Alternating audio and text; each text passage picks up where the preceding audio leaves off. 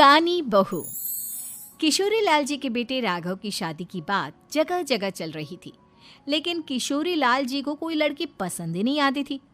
और उसकी एक ही वजह थी, किशोरी लाल जी का लालची होना।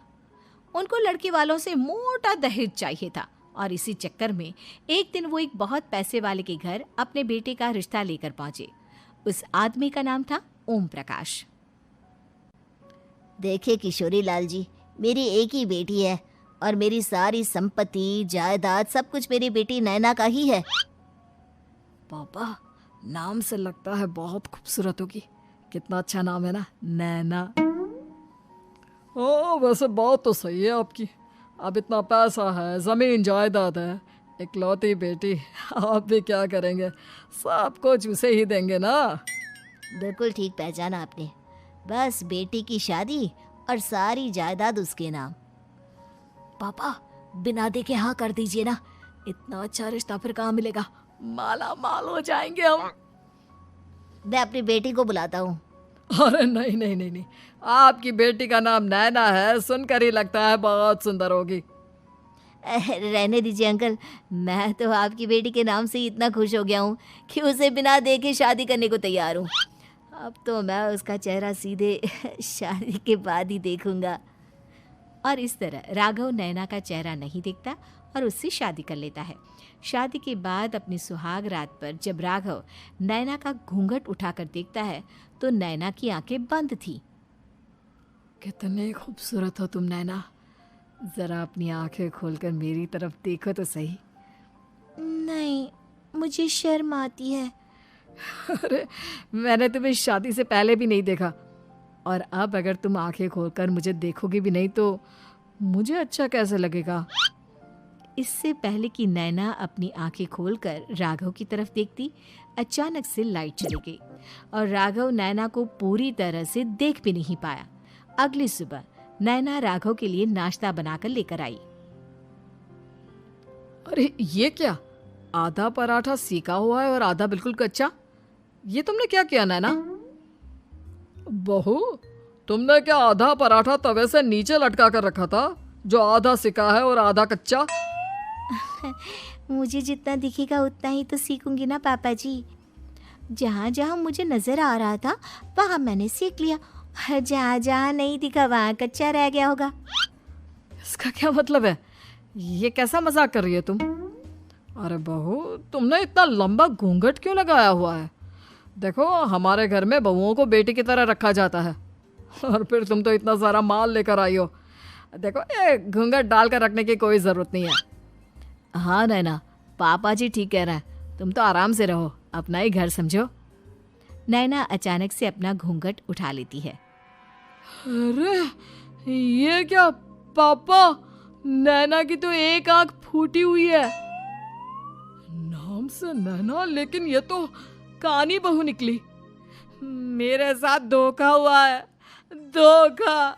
बिना दिखाए अपनी कानी लड़की मेरे संग ब्याह दी। मुझे कानी बीवी नहीं चाहिए। मुझे अभी ओम प्रकाश जी से बात करनी पड़ेगी। आखिर उन्होंने मेरे साथ ऐसा किया क्यों? अरे आप लोगों ने ही तो पापा से कहा था कि आप लोग शादी से पहले मुझे देखना नहीं चाहते। अब मेरे पापा पर क्यों इल्जाम लगा रहे हैं? अरे लेकिन उन्हें बताना तो चाहिए था ना कि तुम कानी हो, एक आंख से तुम्हें दिखाई नहीं देता। किशोरी लाल और राघव नाराज होकर ओम प्रकाश को अपने घर बुलाते हैं। पापा जी, ये आपने क्या किया?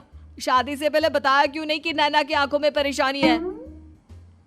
अरे आप ही ने तो लड़की देखने से मना कर दिया था। और लेकिन आप बता तो सकते थे। आपको तो हमारी बेटी की प्रॉपर्टी चाहिए थी, वो भी पूरी की पूरी। अब क्या हुआ अगर उसे आधा दिखाई देता है? प्रॉपर्टी तो आपको पूरी मिल गई ना। अरे ये क्या बात हुई?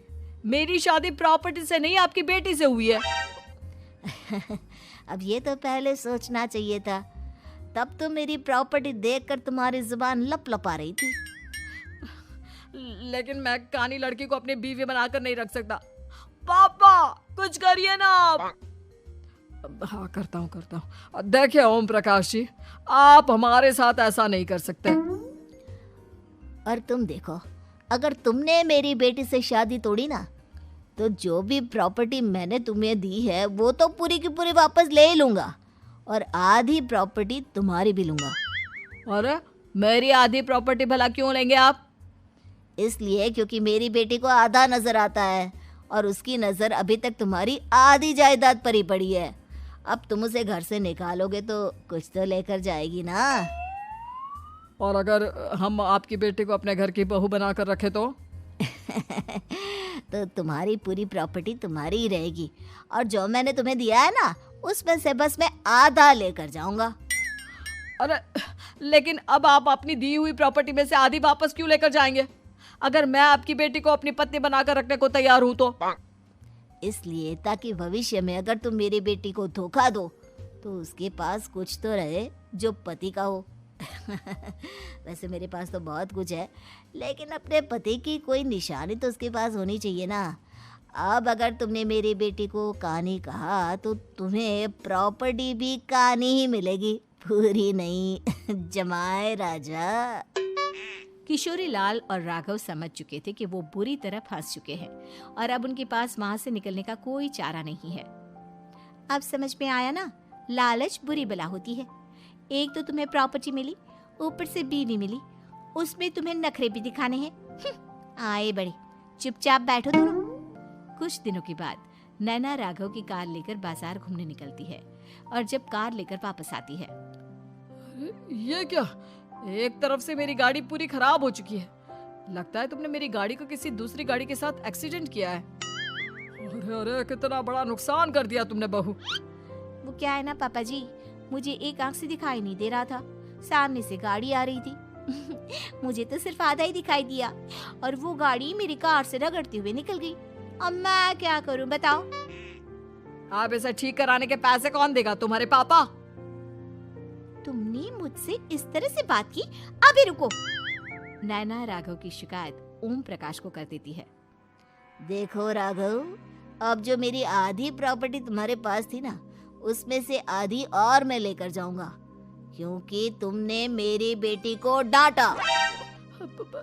अरे नहीं नहीं पापा जी, गलती हो गई, माफ कर दो। गलती की तो कोई गुंजाइश ही नहीं। अगली बार मेरी बेटी को डांटा तो बची हुई आधी में से आधी और ले जाऊंगा। लालच के चक्कर में हम दोनों ने बहुत बड़ी गलती कर दी बेटा। एक तो तुम्हें कानी बहू मिली और ऊपर से जो माल मिला वो भी काना।